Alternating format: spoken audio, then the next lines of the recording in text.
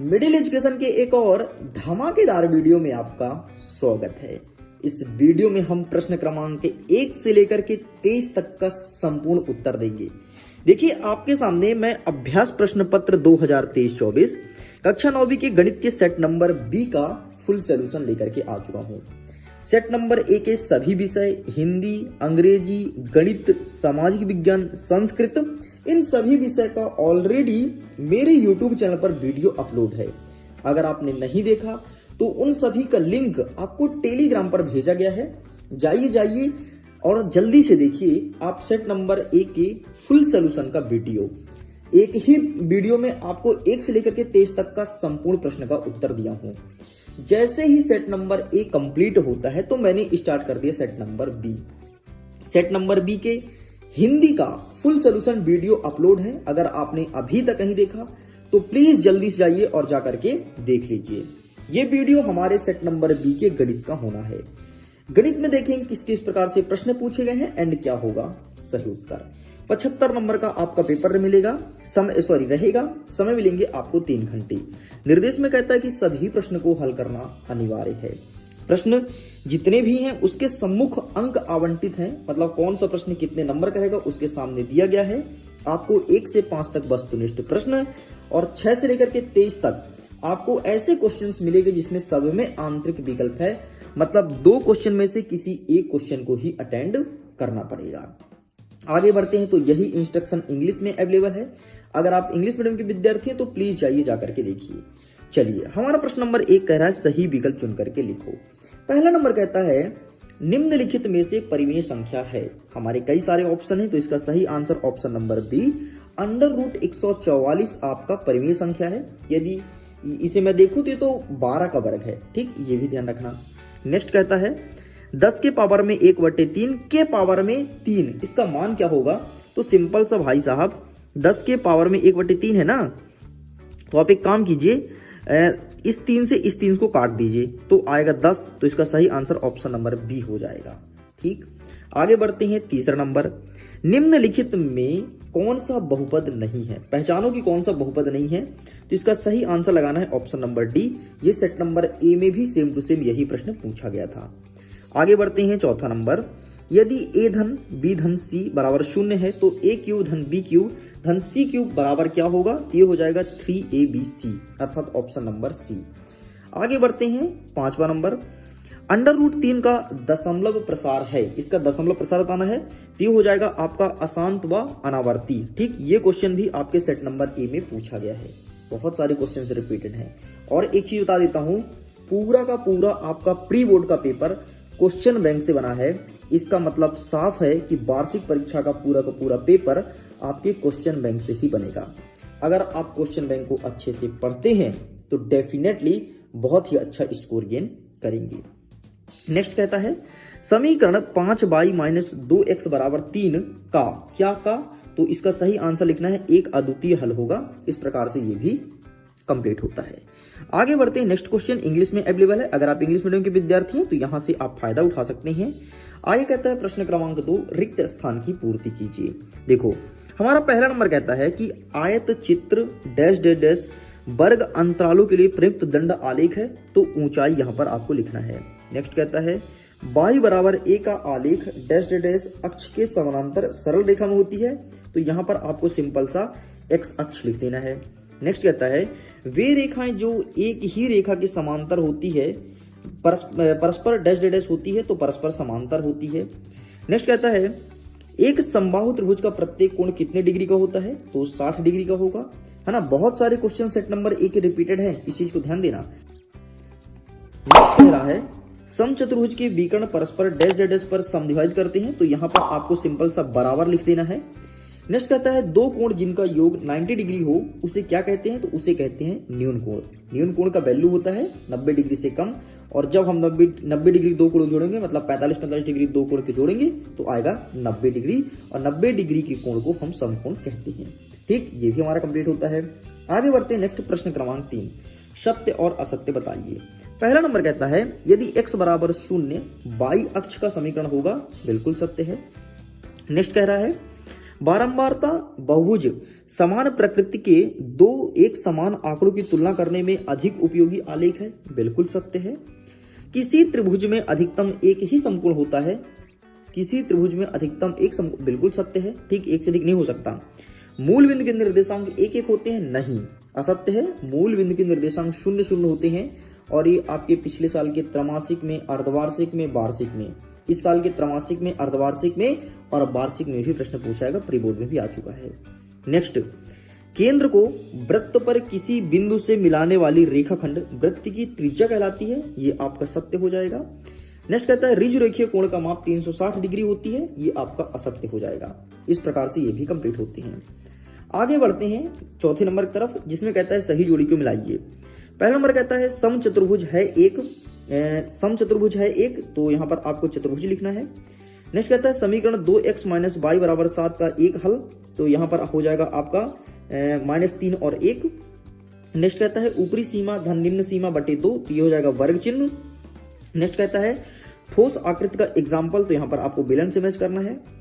ए भुजा वाले समबाहु त्रिभुज का क्षेत्रफल, तो ये हो जाएगा आपका √3/4 a²। नेक्स्ट कहता है द्वितीय चतुर्थांश पर स्थित बिंदु, तो इसका सही आंसर हो जाएगा 3 - 1। इस प्रकार से ये भी कंप्लीट होता है। आगे बढ़ते, नेक्स्ट कहता है प्रश्न क्रमांक 5, एक शब्द या एक वाक्य में उत्तर दीजिए। हमारा पहला नंबर कहता है कि बहुपद 2x - 4 का शून्य क्या है, तो -2 होगा। नेक्स्ट कहता है 2x = y को ax - by - c = 0 के रूप में, तो इसका सही आंसर हो जाएगा 2x - y - c = 0 हो जाएगा। नेक्स्ट कहता है बिंदु -4, 3 किस चतुर्थांश में स्थित होगा, तो ये तृतीय चतुर्थांश में है। नेक्स्ट कह रहा है हमारा बिंदु 2, 3 की x अक्ष से दूरी क्या होगी, तो सिंपल सा 3 लिखना है।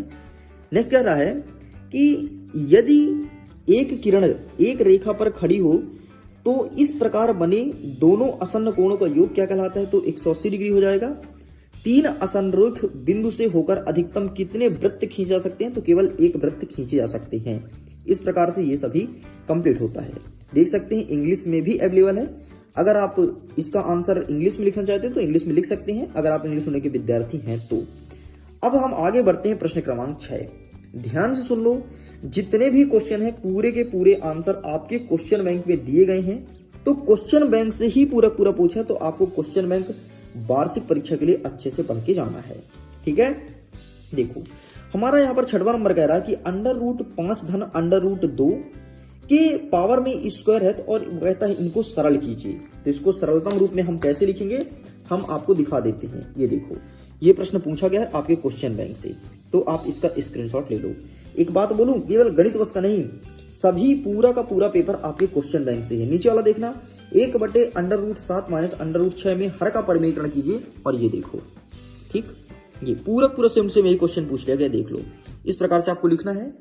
आगे कहते हैं 7वां नंबर, ऐसी 2 संख्याएं लिखिए जिसका दशमलव प्रसार अनवासनीय एवं आवर्ती हो, तो इसका सही आंसर मैं दिखा देता हूं।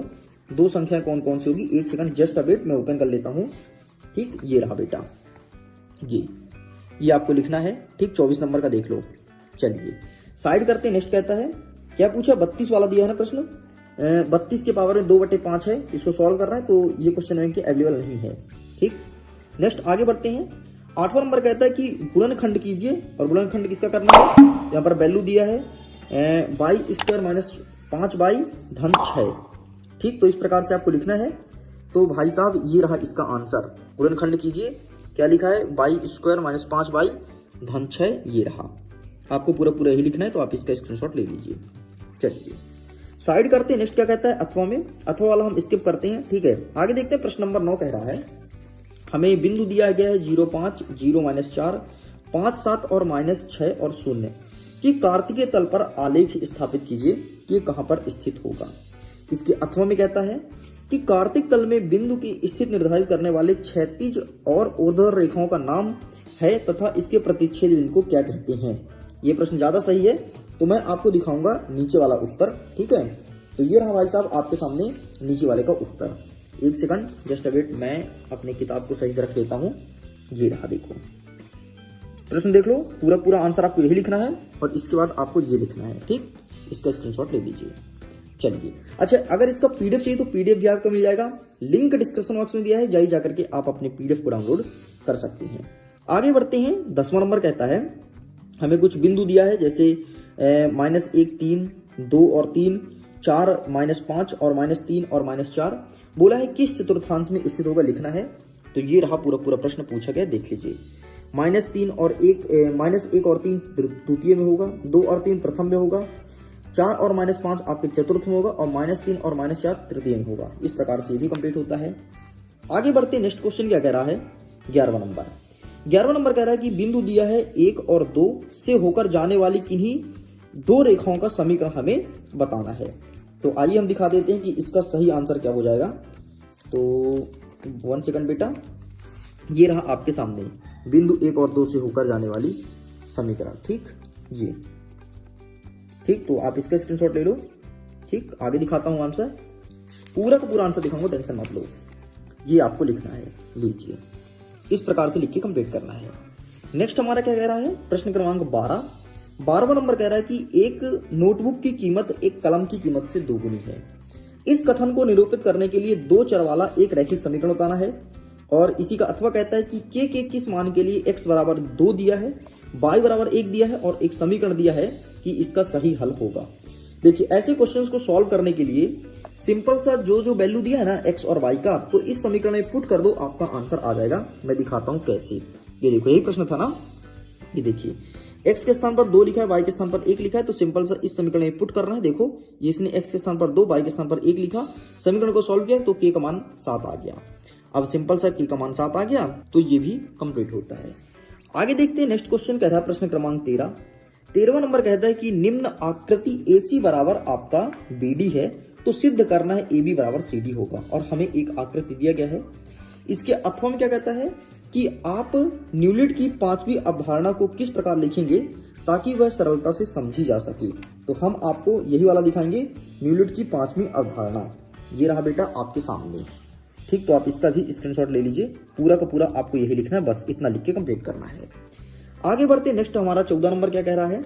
14 नंबर में हमें एक चित्र दिया गया है और बोला है कि उपरोक्त आकृति में x और y का हमें मान ज्ञात करना है। तो आइए सेम टू सेम यही क्वेश्चन हम दिखा देते हैं।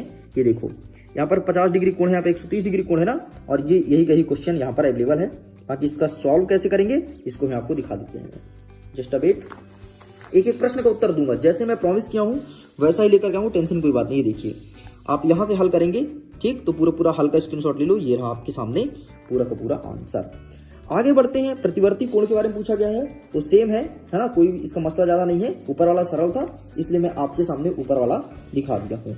आगे बढ़ते नेक्स्ट प्रश्न क्रमांक 15 कह रहा है यदि त्रिभुज दिया है क्या ABC, एक समद्विबाहु त्रिभुज है तो AB बराबर AC है, ये हमें दर्शाना है और बताना भी है कि कोण B बराबर कोण C है, ठीक है। इसी के अथवा में क्या कहता है कि सर्वांशम आकृति किसे कहते हैं, ये चीज हमें बताना है। तो आइए हम देखेंगे अथवा वाला, सर्वांशम आकृति को परिभाषित कीजिए या फिर किसे कहते हैं। ये रहा 7वें नंबर में, ये आपको लिखना है।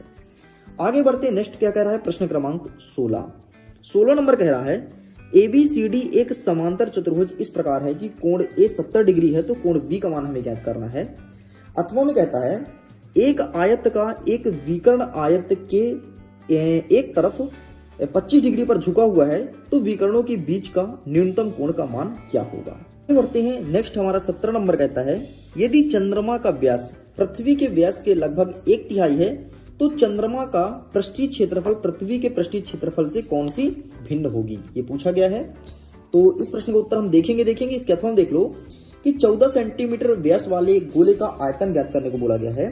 तो ये रहा सबसे पहले चंद्रमा वाला, देखिए उत्तर, यही प्रश्न पूछा गया है ना, तो ये रहा आपके सामने। प्लीज आप इनका स्क्रीनशॉट ले लो, पूरा यही लिख करके आना।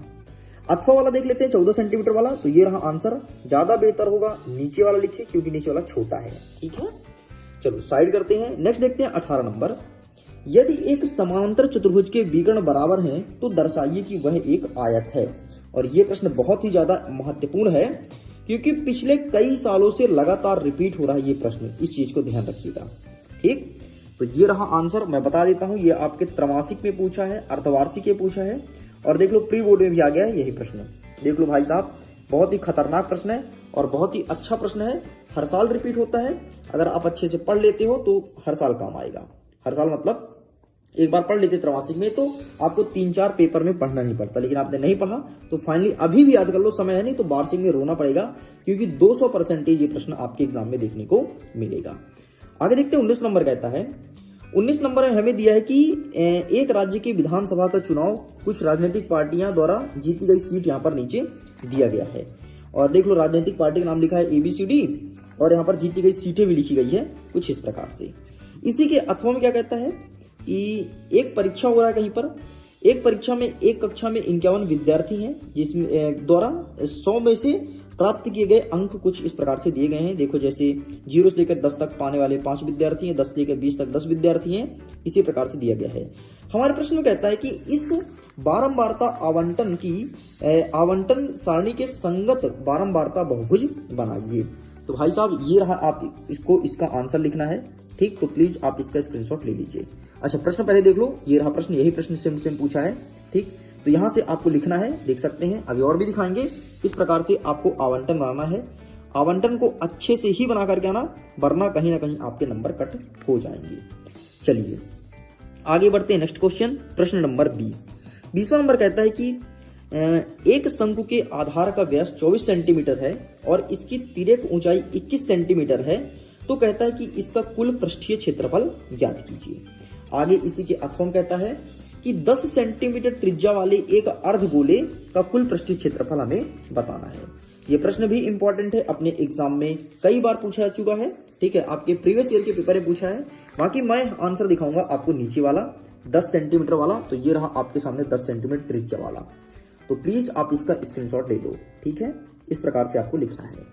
साइड करते हैं। नेक्स्ट कह रहा है प्रश्न क्रमांक 21। 21 नंबर कहता है कि गुणनखंड प्रमेय का उपयोग करके हमें बताना है GX PX एक गुणनखंड है अथवा नहीं।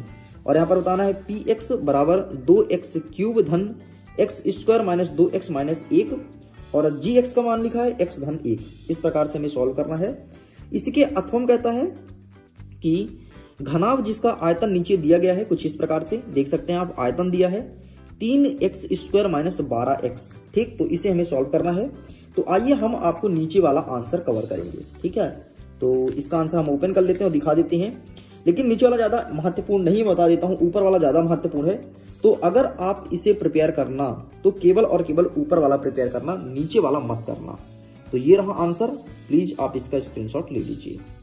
साइड करते हैं, आगे बढ़ते हैं। Next question, question number 22 number कहता है कि सिद्ध कीजिए कि एक वृत्त के केंद्र से जीवा को समद्विभाजित करने के लिए खींची गई रेखा जीवा पर लंब होती है। यह प्रश्न पूछा गया है। तो हम आपको ऊपर वाला ही दिखा देते हैं, बाकी अथवा वाला क्वेश्चन भी देख लो। क्या कहता है कि 5 सेंटीमीटर और 3 सेंटीमीटर त्रिज्या वाले दो वृत्त बिंदु को इस प्रकार प्रतिच्छेद करती है कि उनके बीच की दूरी 4 सेंटीमीटर हो और उभयनिष्ठ जीवा की लंबाई हमें बतानी है। ये देख सकते हैं सिद्ध कीजिए वाला जो प्रश्न है, ठीक, पूरा यही प्रश्न था।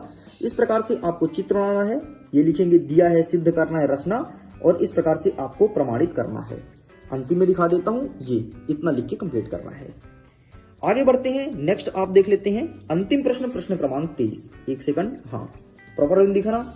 आपका अंतिम प्रश्न कहता है कि किसी फ्लाईओवर की त्रिभुजाकार दीवार का विज्ञापन लगाने के लिए कुछ स्थान लेते हैं जिसकी लंबाई चौड़ाई हमें कुछ इस प्रकार से दी गई है। इस विज्ञापन में प्रतिवर्ष 5,000 रुपए प्रति मीटर की प्राप्ति होती है। एक कंपनी ने दीवार पर विज्ञापन लगाने के लिए 3 महीने के लिए किराए पर लिया, उसने कुल कितना किराया दिया? ये प्रश्न पूछा गया है, बहुत ही इंपॉर्टेंट प्रश्न है। ये आपके जो सेट नंबर ए है उसमें भी रिपीट किया गया है ये क्वेश्चन, इसीलिए आपको अच्छे से देखना है। नेक्स्ट दिया गया है त्रिभुज का कुछ भुजाओं का अनुपात दिया गया है और उसका परिमाप भी दिया है और बोला इसका क्षेत्रफल निकालना है। तो नीचे वाला भी बहुत ही महत्वपूर्ण प्रश्न है, इस चीज को ध्यान रखना। तो हम अभी तो आपको फिलहाल ऊपर वाला आंसर दिखाएंगे, लेकिन नीचे वाला भी आपको ध्यान से पढ़ना है। तो ये रहा भाई, सबसे पहले आप प्रश्न मिला लो, ये पूरा प्रश्न, ठीक है, और ये रहा आपको आंसर यहाँ से लिखना है, ठीक। तो आप इसका स्क्रीनशॉट ले लीजिए। इस प्रकार से स्टूडेंट्स प्रश्न क्रमांक 1 से लेकर के 23 तक का संपूर्ण प्रश्न और उत्तर कवर कर दिया हूँ। वीडियो पसंद आया तो वीडियो को लाइक कीजिए, अपने दोस्तों के साथ शेयर कीजिए। अगर पहली बार आए हैं आप मिडिल एजुकेशन चैनल को सब्सक्राइब जरूर कीजिएगा। पीडीएफ को डाउनलोड करना है तो लिंक डिस्क्रिप्शन बॉक्स में है, चेकआउट कीजिए। मैं करता हूँ वीडियो को एंड और जल्दी मिलते हैं नए पेपर के साथ। अभी के लिए बाय बाय एंड एग्जाम के लिए ऑल द बेस्ट।